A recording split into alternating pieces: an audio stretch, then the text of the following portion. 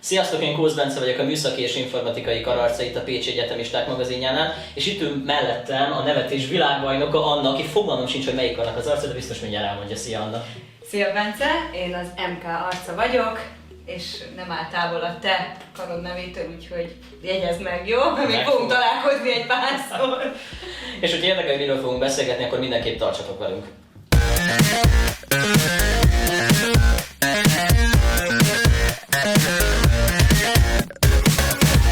Szóval Bence, mesélj nekem egy kicsit a mikről, mert az a szak, amire te jársz, az számomra meglepő, hogy miken van. Mert nekem van jó barátom, aki oda jár, de ő abszolút más irányba, tehát ő villamosmérnöknek tanul. Úgyhogy mesélj egy kicsit arról, a karodról, a szakodról. Hát igen, azért a villamosmérnökösködés, vagy nem is tudom, hogy fogalmazzak, az távol áll tőlem. Ugye televíziós műsorkészítés, amit én tanulok. Nagyon szeretem ezt a területet, szóval ezért is jelentkeztem. A beszéd az most kicsikét nem megy, mert nagyon zavarba vagyok, hogy itt üzletem annak. Mert bármikor tudom, hogy beletrollkodhatsz a nevetéseddel a videóban, szóval már előre várom. Jó, majd ha nagyon uncsi vagy, akkor majd felröhögök, hogy de jó vicc volt! Köszi, azt szeretném is kérni. Szóval egyébként a televíziós műsorkészítés szakra járok, és hát nagyon érdekel az a terület, műsorvezető szeretnék lenni egyébként, úgyhogy ezt is meg lehet egyébként ott tanulni, valamint azért így a háttérmunkákba, mint ugye műsorkészítés, ebbe is belelátunk, fotózást is tanulunk, szóval akit a fotózás érdekel például, szóval nem konkrétan a tévézés, az is sokat tanulhat, ugyanis az első fél év az csak a fotózásról szólt szinte. Most a második fél évben videókat fogunk. De videót, tehát hogy ti vágjátok, felveszitek, ti is veszitek fel, ti is vágjátok, ti is találjátok ki a koncepciót? Igazság szerintem úgy minden konkrétan jól összefoglaltat, tehát vágjuk is, fel is vesszük, illetve amit felvettünk, azt is mi csináljuk, szóval mi vagyunk a szereplője is a videónak. Ja, hogy szóval, hogy igen. Benne. És úgy képzeled el magadat, hogy elvégzed, nyilván nagyon jó szakmai alapokat ad ez majd neked, és akkor szeretnél egy kereskedelmi televíziónál, vagy ilyen nagyobb stúdiókban dolgozni, mint műsorvezető, és így szépen végigjárni a tyúklétrát, vagy hogy így képzeled el a karrieredet? Igen, konkrétan most ez egy kezdetnek veszem, hogy itt ülök a Pécsi Egyetemisták YouTube csatornájának az egyik videójában veled, bár most itt kicsit kezdem úgy érezni, hogy átvetted a szerepemet, mint műsorvezető, viszont nagyon jól kérdezel, szóval, hogy beajánlok majd a szakunkra, hogyha esetleg elvégezted a tiédet. Szerintem örülök, hogyha elvégzem a sajátomat, úgyhogy... Igen, egyébként szeretném végigjárni a ranglétrát, meg hát eleve végig is kell járni, szóval nem azt szeretném, hogy akkor most nem is lehet erre mód szerintem. Bár hogyha annyira üstelség lennék, amilyen vagyok egy picikét, akkor lehetséges, hogy sikerül egyből bejutnom műsorvezetni, de természetesen szívesen végigjárom a ranglétrát, mert úgy szeretnék belelátni minden területbe. Jó, hát nyilván ez olyan, mint minden szakmában kell, azért kitartás, stb. Elsorolhatjuk ezeket, meg azért a szerencse is azért szerintem minden ilyen szakmában nagy szerepet játszik, úgyhogy... Hát igen, és most visszapasszolnám neked a labdát, hogy te miért választottad az MK-t, miért vagy ott, és mi érdekel téged a legjobban? És mit is tanulsz egyébként pontosan az Hát én a művészeti karon klasszikus énekes előadó művész szakra járok, ez egy 3 éves képzés, és innentől igazából van több opció, tehát lehet menni operaénekre, meg daloratóriumra, meg hogy mire pontosan? Dal és oratórium mesterképzés. Alapvetően ezek ugye maga az előadó művészetről szól, és arról azon belül ugye a Pécsen, itt az egyetemen nálunk ugye klasszikus zenében képzik a hallgatókat.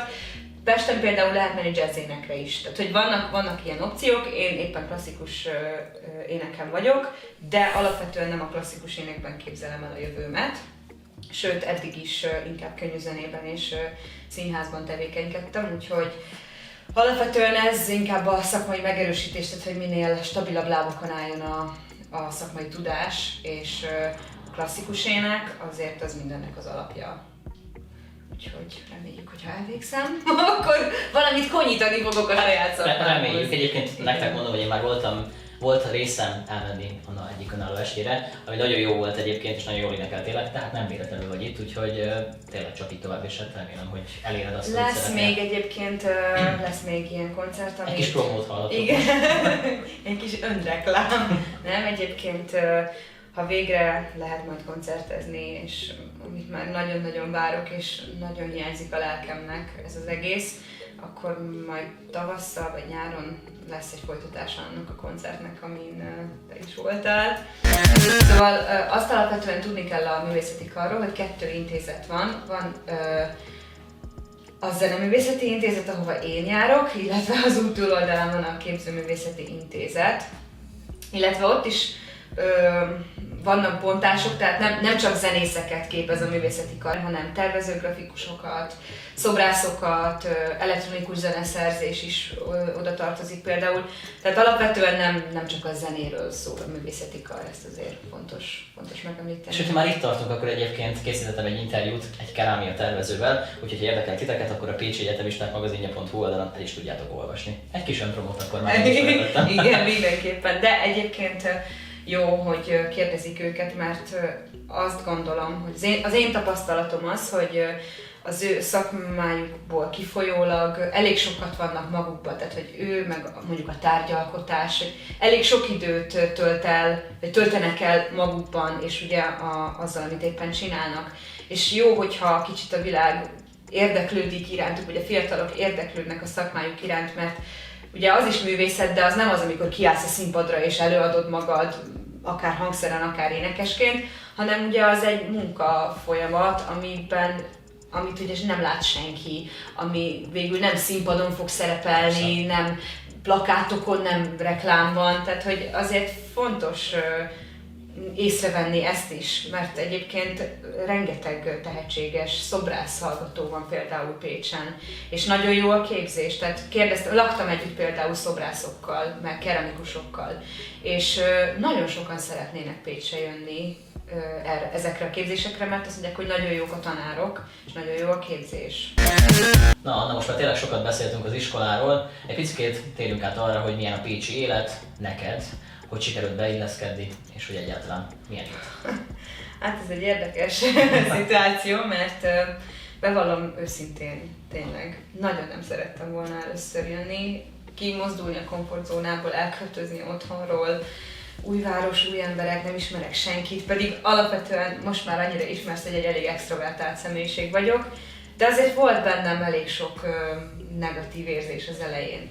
És az első pár hét az azzal tett, hogy hazamenekültem egyből, tehát hogy úgy rendeztem az óráimat, hogy csütörtökön végezt lehessen menni haza, és nem igazán vettem részt a pécsi életben, de se az egyetem, se a város adta lehetőségek, semmi.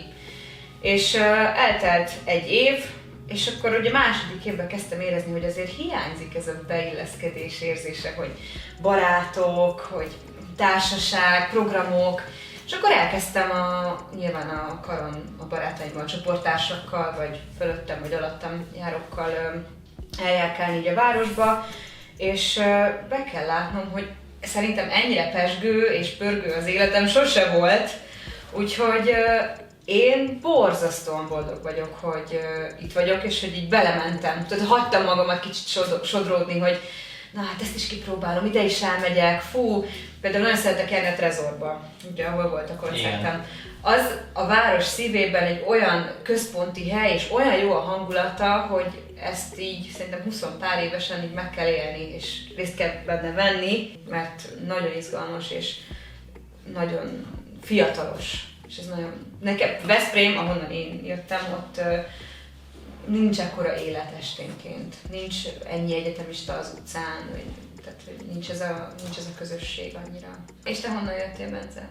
Én Nagykanizsárra jövök, hát ott sincs jellemzően nyüzsgés, szóval ott sem vagyunk ilyen nagy hangulatban mindig. Bár teszem hozzá, hogy egyelőre még itt sem volt alkalmam megtapasztalni ezt, ugyanis hát ugye én sajnos idén kezdtem el az egyetemet, ugye koronavírus van. Talán az egyike a pécsi pesgésnek a te koncerted volt, illetve hát a barátnőm, aki ugye itt tanul szintén, csak ő az etikán tanul. Viola szobatársam volt a kollégiumban.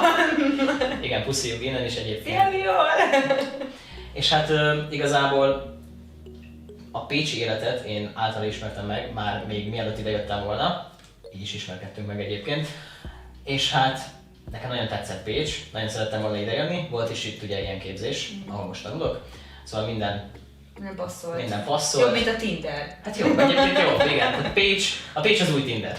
Szóval, hogy igazság szerint nem tapasztaltam meg ezt az érzést, hogy most miért. Egy-két buliba voltam, ugye még amíg nem voltak korlátozások, ugye szeptembertől, de igazság szerint nagyon tetszik nekem is, szóval tényleg remélem, hogy minél előbb vége lesz, mert ugye ez egy 2 éves képzés, amin én tanulok, úgyhogy remélem, hogy az utolsó évet, ugye ami egyben a második, azt azért meg tudom tolni, és hát szeretném is, úgyhogy... Jó, de hát tovább tanulni is tudsz. Persze. Nem, tehát hogy most nem muszáj, hogy kettő év, oké, lejárt, köszi, hello, hanem azért tudod folytatni a tanulmányaidat, úgyhogy ez a lehetőség továbbra is fennáll, hogy egyetemista legyél Pécsen.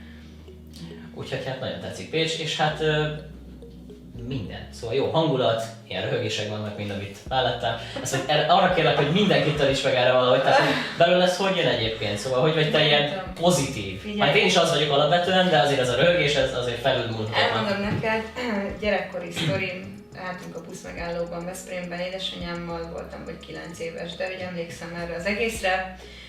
Borzalmasan unatkoztam. Tehát úgy kezdett, hogy álltunk is... És így felröhögtél, tehát hogy unatkozok. Unatkoztam, és akkor elkezdtem röhögni édesanyámnak, és 10 percen belül az egész busz megálló röhögött. Tehát körülöttem minden idegen ember röhögött. Tehát ez valahogy gyerekkorom óta. De én imádok nevetni, tehát nekem ez egy jó érzés. Nekünk is egyébként. Szerintem nevetni egy tök jó dolog, de nem úgy, mint az ilyen elcsépelt Instagram idézetekben, hogy nevetni jó, a nevetés gyógyít. ez belőlem tényleg úgy így kiszakad, hogy most ez belőlem ez ilyen ösztönösen, hogy úristen, fel kell röhögnöm. Vagy lehet, hogy megkérjük, hogy ezt így Spotify-on rögzítjük, tehát valahogy feltesszük, és erre fogunk kelni, szóval ez lesz az ébresztője mindenkinek. Terápiás! Igen. Tudod, lennének ilyen lejátszási listák. Meditációs zene elalváshoz, röhögés, depresszió. Ja. Nem tudom. Nem vagyok egy ilyen hurrá optimista alkat egyébként, de ritkán érzem rosszul magam. Tehát, hogy ritkán engedem meg magamnak ezt, hogy így rosszul érezzem magam. Szóval szeretek nevetni, ez ösztönösen hozzám tartozik, ez már a védjegyem, ez a hangos nevetés. Hát ez már az. Ezt már nem neveted a magadról. Szóval hát egyébként, hogyha szeretnétek ti is ilyen jó hangulatba tanulni, és ilyen jó hangulatot átélni, amit Anna minden nap, illetve minden videójában is minden nap átél, akkor mindenképpen jelentkezzetek valamelyik pécsi képzésre, és gyertek el, mert hát a pécsi élet ezt is adja, és sok jót még ez mellett. Úgyhogy, illetve iratkozzatok fel az összes csatornánk, hát ugye ezt el kell mondanom, hát ez olyan sablon, de azért elmondom, ott vagyunk TikTokon, YouTube-on, Instagramon, Facebookon, mindenhol is kövessetek minket a Pécsi Egyetemisták magazinja.hu oldalon is. Sziasztok!